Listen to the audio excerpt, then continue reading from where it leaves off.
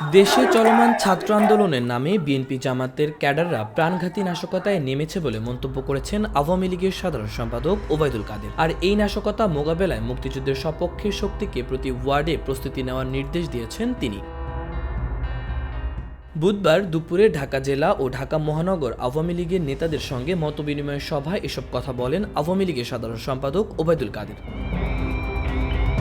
ওবায়দুল কাদের বলেন, বিএনপি মহাসচিবের বক্তব্য থেকে বোঝা যায় ছাত্র আন্দোলন এখন সরকার পতনের দিকে নিয়ে যাচ্ছে। ক্ষমতার জন্য বিএনপি কতটা মরিয়া হয়ে উঠেছে যে শিক্ষার্থীদের ঢাল হিসেবে ব্যবহার করছে। আওয়ামী লীগের সাধারণ সম্পাদক বলেন, শিক্ষার্থীদের পিতামাতাদের আহ্বান, আপনাদের সন্তানদের আত্মবিধ্বংসী পথ থেকে সরিয়ে আনুন, কারণ আন্দোলনের নেতৃত্বে নিয়ে নিয়েছে বিএনপি জামাতের ক্যাডাররা। দলের নেতাকর্মীদের নির্দেশনা দিয়ে তিনি বলেন, আমাদের অস্তিত্বের প্রতি হামলা এসেছে, হুমকি এসেছে। এই পরিস্থিতি মোকাবেলায় আমাদেরই করতে হবে, কাজেই আপনারা ওয়ার্ডে ওয়ার্ডে প্রস্তুত হয়ে যান।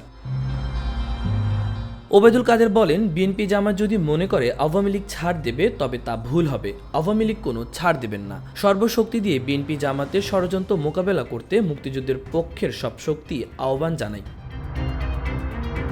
আন্দোলনকারীদের দাবি দেওয়া প্রধানমন্ত্রী শেখ হাসিনার মাথায় আছে উল্লেখ করে তিনি আরও বলেন, ধৈর্য ধরুন, কোনো ফাঁদে পা দেবেন না। মাহবুবুর রহমান ইমন, খবর সংযোগ।